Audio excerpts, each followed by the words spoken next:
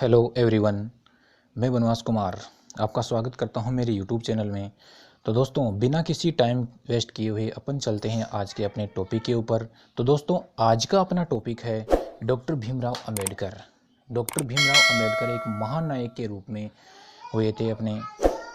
तो दोस्तों, भीमराव अंबेडकर एक महानायक के रूप में कैसे जाने जाते हैं, उनका जन्म कहाँ हुआ था, उनके माता पिता क्या नाम था और उनका जन्म कब हुआ था, उन्होंने भारतीय संविधान में क्या योगदान दिया था और भारतीय समाज में उनका क्या महत्व था, यानी कि उनकी क्या अहम भूमिका थी, इन सब के बारे में आज डिटेल से इस वीडियो में अपन जानेंगे। तो दोस्तों, बने रहिए आप मेरे साथ एंड तक। तो दोस्तों, चलते हैं भीमराव अंबेडकर, यानी कि डॉक्टर भीमराव अंबेडकर एक महान नायक। तो दोस्तों,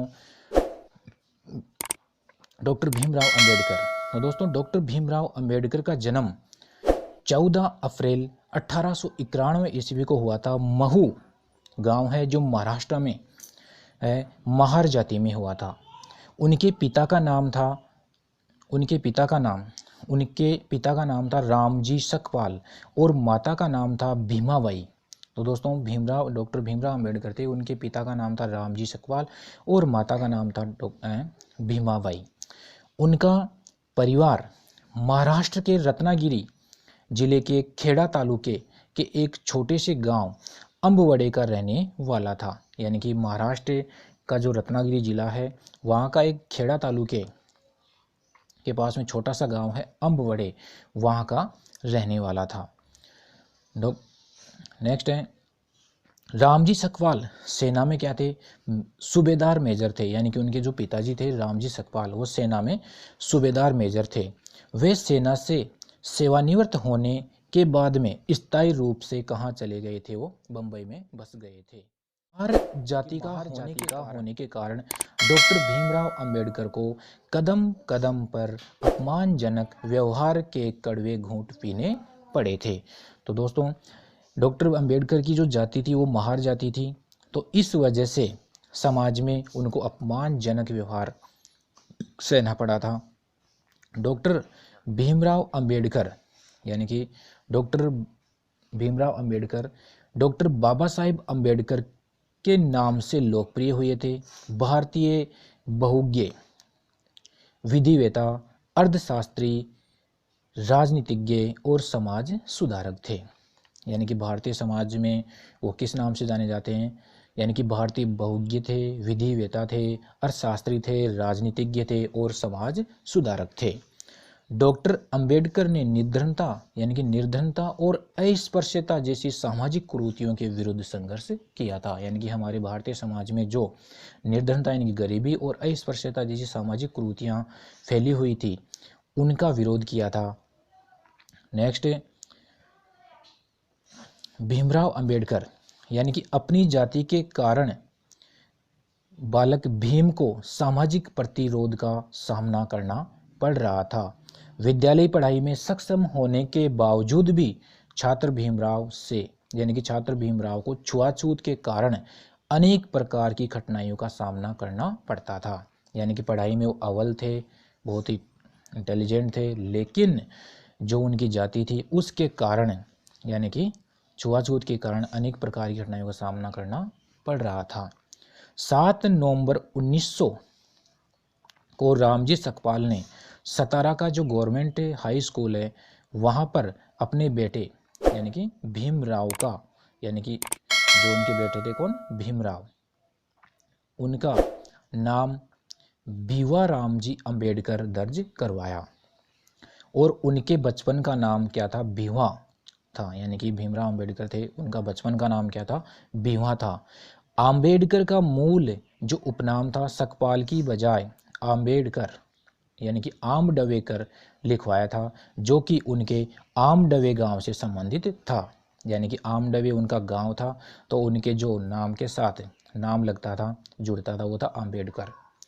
क्योंकि कोंकण प्रांत के लोग, यानी कि वो कौन से प्रांत में रहते थे? कोंकण, जो महाराष्ट्र में है, कोंकण प्रांत के लोग अपना नाम उपनाम गांव के नाम से रखते थे। यानी कि वहाँ के जो कोंकण प्रांत के लोग थे वो क्या है कि उस गांव का जो उपनाम था वो अपने नाम के साथ लगाते थे। अतः आम्बेडकर के आमडवे गांव से आम्बेडकर उपनाम स्कूल में दर्ज करवाया गया। और बाद में जो देव रुखे ब्राह्मण शिक्षक थे कृष्ण केशव आम्बेडकर, जो उनसे विशेष इसने रखते थे, किनसे, डॉक्टर अंबेडकर जी से, ने उनके नाम से जो आमडवेकर नाम जुड़ा हुआ था उनको हटाकर, यानी उसको हटाकर उसका सरल रूप दे दिया और किस नाम से जोड़ा गया, आम्बेडकर के नाम से उनको उपनाम दिया गया। तब से आज तक वो आम्बेडकर के नाम से जाने जाते हैं। आगे देखते हैं, जो रामजी सकपाल यानी कि उनके पिताजी थे, परिवार के साथ बम्बई, जो अब मुंबई चले आए, यानी कि कहाँ पे चले आ गए थे वो, यानी कि सेवानिवृत्त हो गए थे सेना से, तो वो परमानेंट कहाँ पे आ गए थे, बम्बई में बस गए थे। अप्रैल 1906 में जब भीमराव लगभग 15 साल के थे तो 9 साल की लड़की, कौन, रमाबाई से उनकी शादी कराई गई थी। यानी कि जो डॉक्टर भीमराव अंबेडकर थे वो 15 साल के थे, तो 9 साल की जो लड़की थी रमाबाई, उनके साथ उनका वैवाहिक संबंध हो गया। तब से, यानी कि तब वे कौन सी कक्षा में पढ़ते थे, 5वीं अंग्रेजी कक्षा पढ़ रहे थे, यानी कि 5वीं क्लास में पढ़ रहे थे तब उनकी शादी हुई थी। उन दिनों भारत में प्रचलन था किसका, बाल विवाह का, यानी कि उस समय बाल विवाह का प्रचलन था हमारे भारत देश में, जो भी एक सामाजिक कुरीति है। नेक्स्ट है, उनकी जो प्रारंभिक शिक्षा थी वो कहाँ से स्टार्ट हुई थी, इसके बारे में अपन चर्चा करते हैं। डॉक्टर अंबेडकर ने, यानी कि सतारा नगर से राजवाड़ा चौक पर स्थित गवर्नमेंट हाई स्कूल, जो अब प्रताप सिंह हाई स्कूल के नाम से जानी जाती है, वहाँ पर 7 नवंबर 1900 को अंग्रेजी की पहली कक्षा में प्रवेश लिया। इसी दिन से उनके शैक्षिक जीवन का क्या हुआ था, प्रारंभ हुआ था। तो ये उनकी प्रारंभिक शिक्षा थी। इसके बाद में उनकी जो माध्यमिक शिक्षा थी, यानी प्रारंभिक शिक्षा के बाद में उनकी जो माध्यमिक शिक्षा थी वो 1897 ईस्वी में आम्बेडकर का जब परिवार मुंबई चला आया, जहां उन्होंने एल्फिंगस्टन रोड पर स्थित गवर्नमेंट हाई स्कूल में आगे की शिक्षा प्राप्त की, यानी कि माध्यमिक शिक्षा। इसके बाद में जो हाई स्कूल है और हाई स्कूल के बाद में जो ग्रेजुएट थी वहाँ कहाँ से की थी, यानी कि बॉम्बे विश्वविद्यालय में स्नातक अध्ययन, यानी कि बॉम्बे विश्वविद्यालय यानी यूनिवर्सिटी थी, वहाँ से उन्होंने ग्रेजुएशन की डिग्री प्राप्त की थी। 1907 ईस्वी में उन्होंने अपनी मैट्रिक परीक्षा उत्तीर्ण की और अगले वर्ष उन्होंने एल्फिंस्टन कॉलेज में प्रवेश किया, जो बॉम्बे विश्वविद्यालय से संबंध था। इस स्तर पर शिक्षा प्राप्त करने वाले समुदाय, वो अपने समुदाय से पहले व्यक्ति थे, ये ध्यान रखना। यानी कि यानी कि जो ग्रेजुएशन की शिक्षा प्राप्त की थी, स्नातक की जो शिक्षा प्राप्त की थी, वहाँ तक शिक्षा प्राप्त करने वाले जो अपने समुदाय के लोग थे उनमें वो पहले व्यक्ति थे। नेक्स्ट है, अंबेडकर राष्ट्रीय आंदोलन के कालखंड में सर्वाधिक शिक्षित राष्ट्रीय नेता थे। यानी कि जो डॉक्टर भीमराव अंबेडकर थे वो राष्ट्रीय आंदोलन का जो कालखंड था, यानी कि समय था, उस शासन यानी कि उस समय के दौरान सर्वाधिक शिक्षित राष्ट्रीय नेता थे।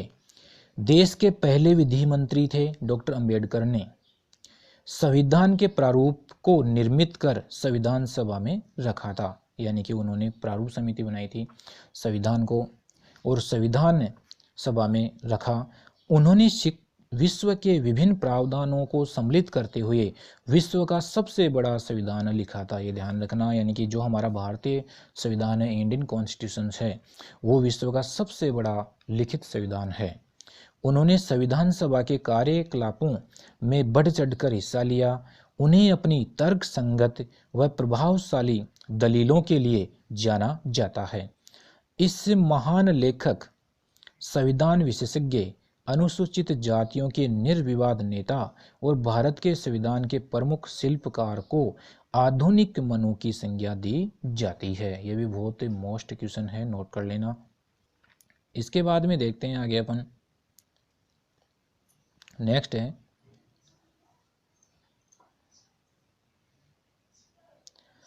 संविधान सभा की सभी समितियों में सबसे ज़्यादा महत्वपूर्ण जो समिति थी, यानी कि संविधान सभा की जो सभी समितियां थी, ऑल कमेटी थी, उनमें सबसे महत्वपूर्ण जो समिति थी वो कौन सी थी? प्रारूप समिति थी। ये ध्यान रखना। इसका गठन यानी प्रारूप समिति का गठन किया गया था 29 अगस्त 1947 को हुआ था, और इस समिति के जो अध्यक्ष थे वो कौन थे? Doctor B.R. अम्बेडकर थे। यानी कि प्रारूप समिति के अध्यक्ष कौन थे? डॉक्टर भीमराव अम्बेडकर थे, जो बहुत ही मोस्ट क्वेश्चन है और कई बार एग्जाम्स में ये पूछा गया है। उन्हें भारतीय संविधान का निर्माता और जनक कहा जाता है। यानी कि डॉक्टर B.R. अम्बेडकर को भारतीय संविधान का निर्माता कहा जाता है और जनक कहा जाता है। नेक्स्ट है, उन्होंने बौद्ध धर्म को भारतीय संस्कृति का अभिन्न अंग मानते हुए 14 अक्टूबर 1956 को नागपुर में अपने 3 लाख अनुयायियों के साथ बौद्ध धर्म की दीक्षा ग्रहण की थी। यानी कहने का मतलब है वो लास्ट में बौद्ध धर्म में दीक्षित हो गए थे, यानी कि बौद्ध धर्म को मानने लग गए थे। कौन? डॉक्टर भीमराव अंबेडकर। इन सब के बाद में देखते हैं अपन डॉक्टर भीमराव अंबेडकर का जो देहांत हुआ था, यानी कि महापरिनिर्वाण हुआ था, उनका निधन हुआ था, वो कैसे हुआ और कब हुआ। 1948 से अंबेडकर मधुमेह से पीड़ित थे, यानी डायबिटीज से पीड़ित थे। जून से लेकर अक्टूबर तक 1954 तक वो बहुत बीमार रहे।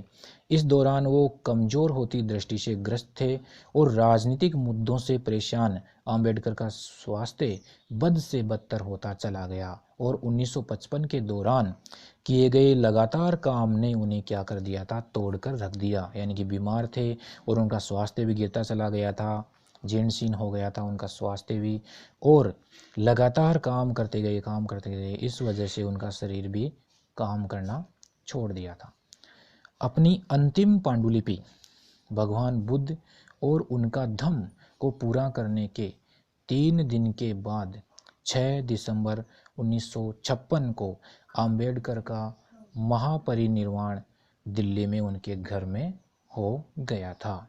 तो दोस्तों, आज का जो अपना टॉपिक था इतना ही है। दोस्तों, अगर मेरा आपको वीडियो अच्छा लगे तो उसको लाइक करना, शेयर करना और कमेंट करना।